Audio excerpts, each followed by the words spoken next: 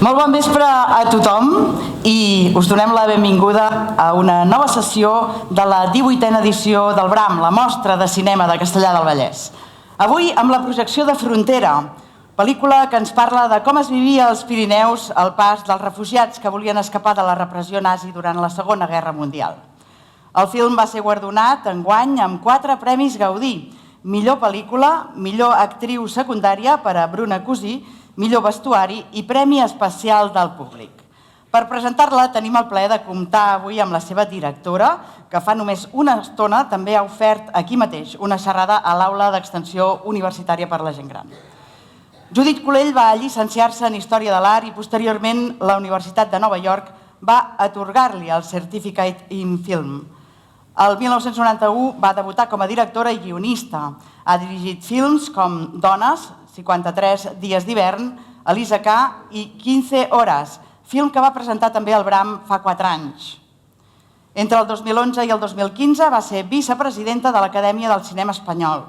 Combina el cinema amb la tasca docent i des del 2021 és la presidenta de l'Acadèmia del Cinema Català. Donem la benvinguda amb un fort aplaudiment a Judit Colell.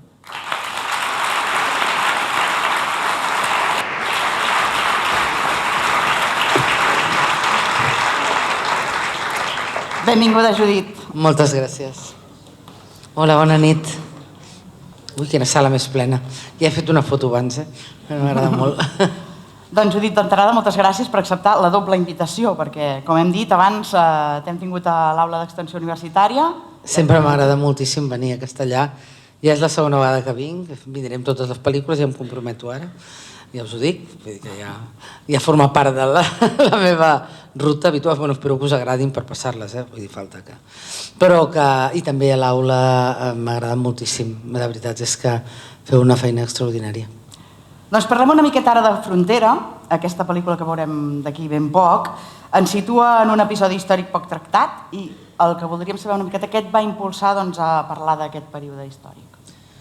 La veritat és que va ser un guió que em va arribar, va ser un encàrrec que em va fer la productora Marta Ramírez, que el guionista Miguel Ibáñez Monroy va llegir una entrevista a La Vanguardia amb un senyor que explicava que el seu pare havia sigut aduaner, era funcionari de duanes a l'ES a l'any 43 i que amb gent del poble havien ajudat a creuar persones que fugien del nazisme. I aleshores m'ho van enviar i a mi van haver-hi 2 coses que em van enganxar completament. La primera va ser que era una història que no coneixia, semblava que era molt important, em sembla molt important en general reivindicar la nostra memòria històrica, recordar moments del nostre passat. Abans un senyor de l'aula em deia hi ha tantes persones catalanes, tants fets tan importants per parlar-ne, i és cert, és que n'hi ha moltíssims, i aquest em va semblar que era molt important perquè era una història que jo, que havia estiuejat tota la meva vida als Pirineus, no coneixia. Jo em pensava sempre que els Pirineus es creuaven cap allà, fugint del franquisme, fugint de la repressió, però no que havien vingut cap aquí. I sí, van haver-hi més de 80.000 persones que van creuar cap aquí. La segona cosa, a mi m'agrada molt el cinema social, que per això també el vostre festival m'interessa i m'agrada tant, i em va semblar que aquesta pel·lícula dialogava totalment amb el present. En aquell moment hi havia gent fugint de la guerra, fugint de l'horror, fugint de la fam i de la mort, i hi havia persones que els rebien i que deien qui són aquests estranys. Hi havia 3 maneres d'enfrontar-los, ajudant-los, condemnant-los o mirant cap a un altre costat. I vaig pensar, avui en dia també hi ha molta gent fugint de la fam, de l'horror, de la guerra, dels genocidis, de tantes coses, i també aquí als països d'acollida els rebem condemnant-los, ajudant-los o mirant cap a un altre costat. Em va semblar que era un mirall molt interessant amb el present i que això lligava directament amb el cinema social, que a mi és el cinema que més m'interessa. La crítica ha destacat els matisos i la interpretació dels actors, la bona interpretació dels actors, l'ambientació i la fotografia. Com has treballat la direcció d'intèrprets, d'una banda, d'aquest film, i també quin pes té per tu la reconstrucció d'aquesta època? Doncs la veritat és que la feina que vam fer de reconstrucció amb la Marta Bazaco, la Mercè Paloma, que precisament va guanyar el Gaudí a millor vestuari, i la Marta també s'ha hagut de guanyar el Gaudí a millor direcció artística, perquè vam fer una feina espectacular espectacular de recreació de l'època. Vam buscar tots els documents que hi havia, fotografies, vam estar treballant molt meticulosament com vivia la gent allà al Pirineu, què menjaven, com es comportaven, quin tipus de cases tenien, què hi havia dintre de les cases, i tot això després es va haver de reproduir a un Pirineu que encara que no ho van fer el Vall d'Aran, com era la història original que ens havia inspirat, ho van fer el Pallars Sobirà, que és on jo estiuejava, això vaig ser jo, la que vaig portar-ho cap allà, i vam fer-ho al Pallars Sobirà, que és molt més salvatge, està encara molt més... però bueno, està tot molt modern, vull dir, els terres, tot, vam haver de canviar tot. Pensa que la direcció d'art, ja ho veureu a la pel·lícula, van canviar les fustes, van canviar els vidres, crec que per aquí estan la casa del Manel i la Mercè, on esteu? Allà! És la seva casa, que està aquí a prop, vull dir, aquesta sí que no estava allà al Pirineu, però la feina que va fer la Marta Bazaco, la directora artística i tot el seu equip, era espectacular, amb tots els colors, pintant amb el color de l'època, va ser molt, molt, molt, molt bonic. I a nivell de fotografia igual, es va fer una feina molt exhaustiva de treball de recerca de com era la llum en aquell moment al Pirineu. A vegades hi havia llum, a vegades no n'hi havia, a vegades funcionaven amb espelmes, a vegades tenien llum elèctrica, i ho veureu a la pel·lícula, que de sobte hi ha llum, no hi és. I també això jugava molt amb aquest moment de por, d'amenaça que era l'època, perquè pensem també, clar, és postguerra civil, amb la qual encara hi havia tota aquesta sensació de por entre tots ells. I respecte als actors, vaig ser també... Jo sempre ho dic als meus estudiants, que un actor no només ha de ser un bon actor o actriu, sinó que ha de ser una persona que qüestioni les coses. Això, a la Sierra Echandía, me'n recordo que fa de Teniente Sánchez, ja ho veureu, em va dir, ¿nos estás llamando pesados? En una roda de premsa li vaig dir, no, però pesados sí que sois un poco pesados, però a mi me va bien que seáis pesados, perquè realment m'agrada molt que em qüestionin les coses, i vam estar assajant moltes setmanes mirant tots els... què passava en cada moment de la pel·lícula, com se sentien cada un dels personatges. I també hi ha una cosa molt interessant, que fixeu-vos-hi, perquè això a Madrid o a les Espanyes no se'n donen compte, però vosaltres sí que us en donareu, més que res perquè alguna vegada no l'entendreu, que és que la Bruna Cosí parla pallarès. La Bruna, el Jordi Sánchez, la Maria Molins i la Pepa López parlen pallarès. Amb això vam agafar l'Eduard Muntada, que és un actor esplèndid que fa un petit paper a la pel·lícula, que ens fes el coach de pallarès. Ell va parlar amb una especialista lingüista, la Mireia Ros, que no la directora Mireia Ros, els que la conegueu, sinó una especialista lingüista, filòloga, especialitzada en pallarès, i van buscar com es parlava en aquella època en el Pallars. I veureu que realment tots fan una feina magnífica. I la Bruna encara va una mica més enllà, perquè representa un personatge molt faresta, un personatge molt de la terra, i una persona que el pallarès el sent molt endins. I a mi em semblava que era una qüestió de respecte pel territori i també per mostrar que hi ha molts catalans possibles. Vull dir, que no es parla només el català que parlem a Barcelona o al voltant de Barcelona, que el català que es parla a les Terres de l'Ebre és preciós, la meva família materna és d'allà, les expressions, l'accent, el català que es parla al Pallars és una meravella, amb unes expressions com putxons, maitant, esmolet, és una preciositat. Em va semblar que era una cosa que portava molt a la pel·lícula. Vam haver de lluitar bastant amb els productors, però ho vam aconseguir. No volien, ens deien, no, però això es parla català. No, hem de parlar el català pallarès perquè és imprescindible. I crec que això és una cosa molt bona de la pel·lícula. Però ja veureu, la veritat és que tots són... Vam tenir el Dream Team del cinema català. El Miqui Esparvé, que fa una feina brutal, està espectacular. La Maria Rodríguez Soto, la Bruna, el Jordi Sánchez, la Maria Molins, vull dir, tots ells, la Pepa López, són els que han construït aquesta pel·lícula. I els nens també, fixeu-vos amb els nens. Fixeu-vos que la nena, la filla de la Bruna Cosí, intenteu recordar de la nena del Carràs. És la nena del Carràs, que ha crescut bastant, però que és una gran actriu, i és d'aquestes, tant ella com la Inet Jounou i el Jael Borràs seran uns actors que ens sentirem a parlar en el futur. Després del pas per la Seminci de Valladolid, dels Premis Gaudí, com hem dit, com estàs vivint la repercussió de la pel·lícula?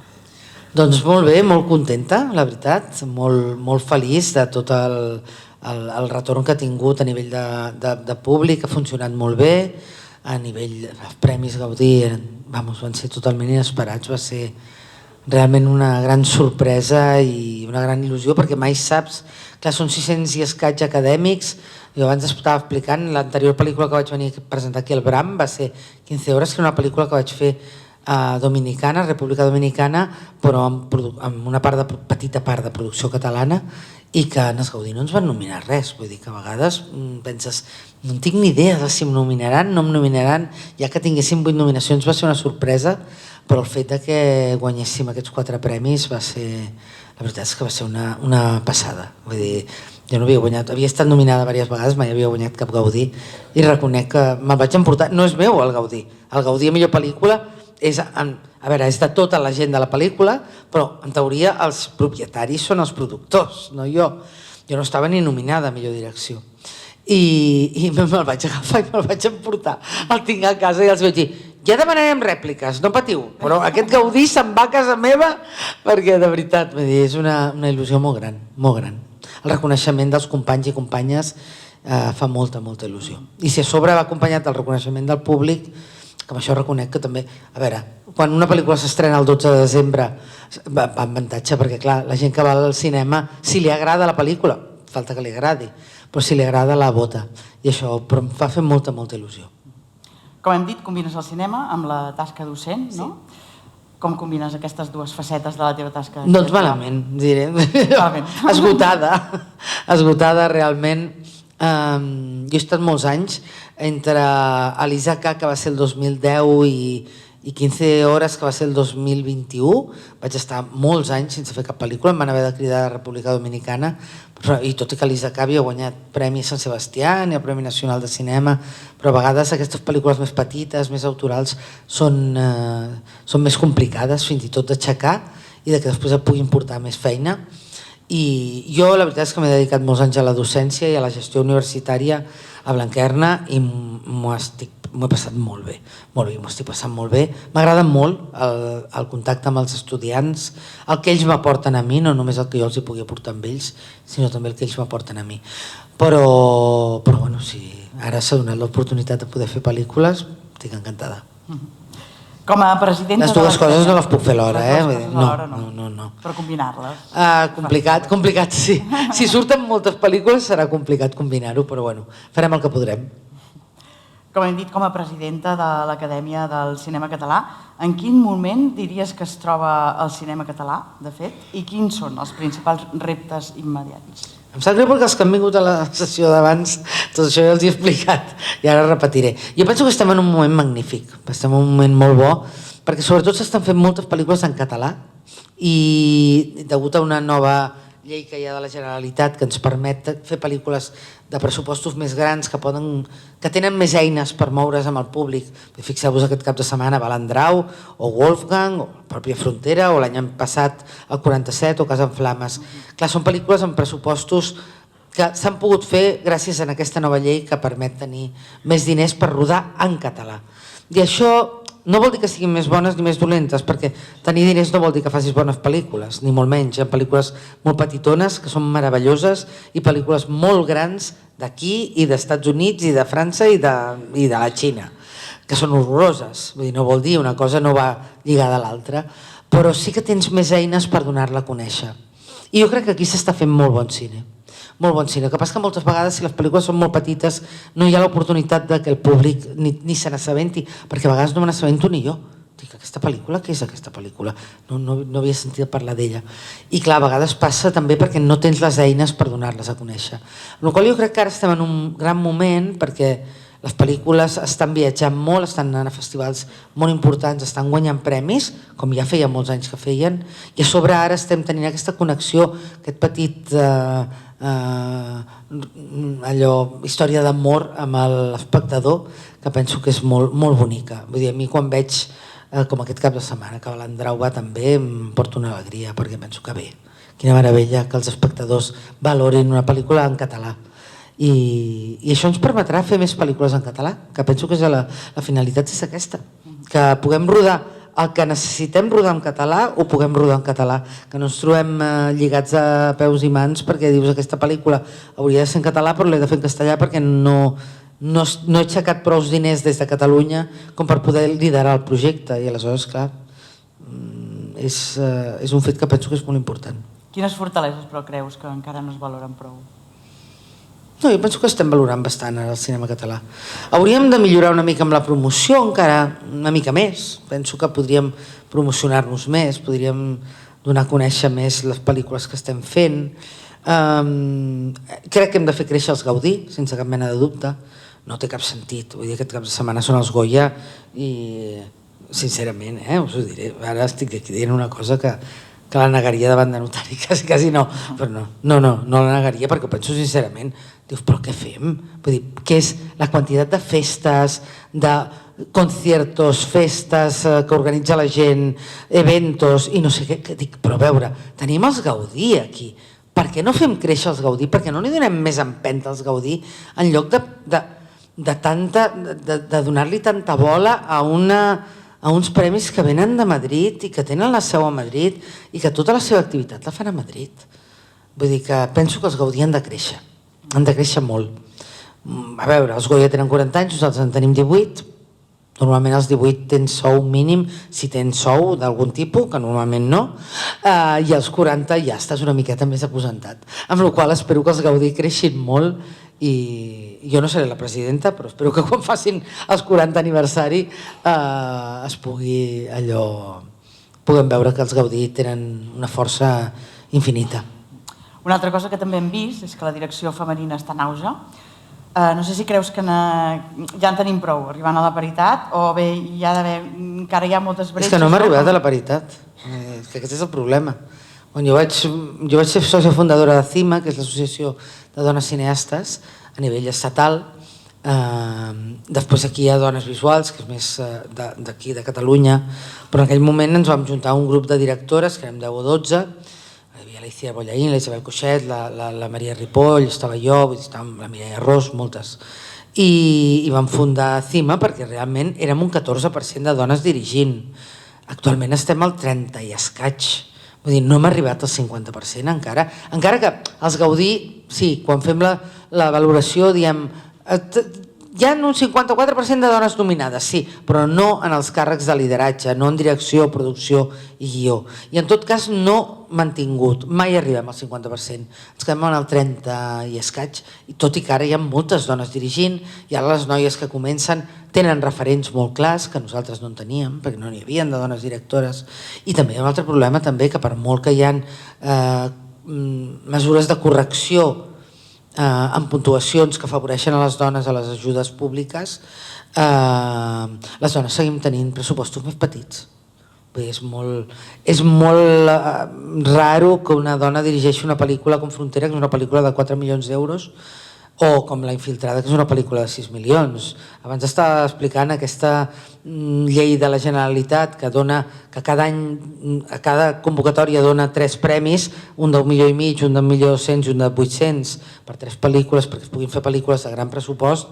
Fixeu-vos, les que han tingut una miqueta més de ressò, suposo que n'hi haurà altres, però allò, Saben Aquel és el David Trueba, el 47 és el Marcel Barrena, Wolfgang és el Javi Ruiz Caldera, Casa en Flames és el Dani de la Orden, però pobre Dani em mataria, que me l'estimo molt el Dani. El Dani de la Orden, fins i tot Palandrau és el Fernando Trullols, l'única pel·lícula així grossa que ha tingut una certa repercussió que jo conegui així és Frontera. I dius, una dona de quants? I mira que hi ha lleis de correcció, vull dir, no és que diguis ningú fa cap cosa malament, està molt ben plantejat, hi ha unes puntuacions extres per el fet de ser dones, però no sé què és el que passa, que costa molt que arribem a grans pressupostos. La relació amb les plataformes és un risc o és una oportunitat? És una oportunitat. Jo no crec que sigui un risc. Encara seria més oportunitat si les plataformes es dignessin a fer coses en català. Això seria meravellós, us diré també, perquè en fan molt poques i estic farta de veure sèries que passen a Barcelona i que parla català el veí del segon tercera i punto. I clar, dius, a veure, perdoni, senyors, passegin una estona per Catalunya i veuran que com a mínim bilingüe és. Vull dir, que si volen facin mitat i mitat, jo faria més que parlessin català, però si volen facin mitat i mitat, però és que no ho fan, no ho fan. Aleshores penso que estaria molt bé que les plataformes es posessin les piles i rodessin coses en català sense cap mena de por. Però evidentment no és cap risc. Això és una... Abans estàvem parlant a l'aula. És evidentment una feina artística amb un tant per cent molt elevat, però també és una indústria, hi ha moltíssima gent, moltíssimes famílies, moltíssimes persones, estem parlant de desenes de milers de persones que viuen del món del cinema, perquè no és només els que sortim allà a la catifa, els directors, els actors o fins i tot els tècnics, no, és que tots els estudis de so, els estudis d'imatge, els laboratoris, les cases de lloguer de càmeres, hi ha tot un ecosistema, és una indústria força important, amb la qual penso que hi hagi feina a les plataformes és fantàstic, i que hi hagi feina aquí a Catalunya i que la gent no se n'hagi d'anar a Madrid, per mi també. A mi quan veig que els meus estudiants quan acaben es queden a treballar aquí i no se n'han d'agafar l'AVE i anar-se'n a Madrid, a mi això em fa molt feliç. I si és a costa de que vinguin les plataformes, evidentment no és cap amenaça, és una oportunitat. Quin paper creus que tenen les mostres com la que estem vivint aquesta setmana, del Bram, els cineclubs, Cicle Gaudí? És molt fàcil això, imprescindibles, imprescindibles. Vull dir, les mostres com la vostra i els cineclubs també, ho hem defensat des de l'acadèmia moltes vegades, fins i tot un any ho vam dedicar, és que aquí tenim el president de la Federació de Cineclubs, senyor president, que un any ho vam dedicar a un dels aquests premis que donem nosaltres a la recuperació de la memòria, perquè pensem que és molt, molt, molt important. La feina que feu des dels cineclubs, jo la setmana passada vaig estar al cineclub de Bescanó, que estava pleníssima també la sala, vull dir, realment donen l'oportunitat a que veieu pel·lícules que no veuríeu normalment, perquè al final el cinema americà ens té totalment colonitzats i tenen una força a nivell de màrqueting i de que només sentim parlar de les seves pel·lícules i a la que desapareixen els cinemes de les poblacions i es queden només els cinemes dels centres comercials, és que és complicadíssim veure alguna pel·lícula que no sigui una pel·lícula americana. Balandrau l'altre dia van estrenar amb bastantes poques còpies. Ara, quan han vist que funciona molt bé, segurament la setmana que ve en tindran moltíssimes més, però es van estrenar amb 80 còpies, que és molt poc. Per què? Perquè era una pel·lícula catalana, en català, doncs res. No, vull dir, realment, nosaltres ens va passar el mateix. La primera setmana Frontera va funcionar molt, va haver un dia que estàvem al top 3 i va venir la setmana següent Avatar i es va quedar amb la meitat de les sales. Vull dir que realment la feina que fan els cineclubs, la feina que fan les mostres, la feina que feu als festivals i el Cicle Gaudí també, evidentment, vull dir, penso que és absolutament imprescindible. Imprescindible. Per cert, que els que s'hagin quedat fora d'aquesta projecció, el mes que ve el Cicle Gaudí es tornarà a passar Frontera al mes de març, o sigui que els que us agradi molt podeu repetir, i si no, li dieu als vostres veïns, amics, i si no us ha agradat als enemics, vull dir que jo crec que us agradarà. Doncs Judit, moltes gràcies, i abans de baixar, com que ja va venir fa 4 anys, ja ho sap, però el Bram sempre té un obsequi especial per tots els nostres convidats. Doncs me n'havia oblidat, em fa molta il·lusió. Doncs res, un sac de mongetes del ganxet. Ui, m'agrada! Sí, només les vaig fer! Són meravelloses!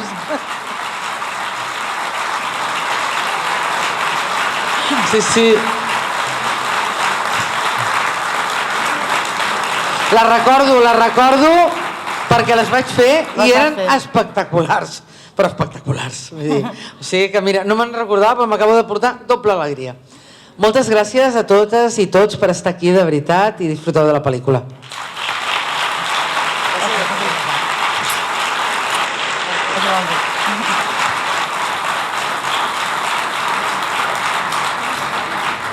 Doncs nosaltres ara sí que us deixarem amb la pel·lícula Frontera, però abans fer un petit apunt i afegir que demà a les 5 de la tarda a la sala polivalent d'aquí del Mirador s'inaugura l'exposició dedicada al Pere Joan Ventura.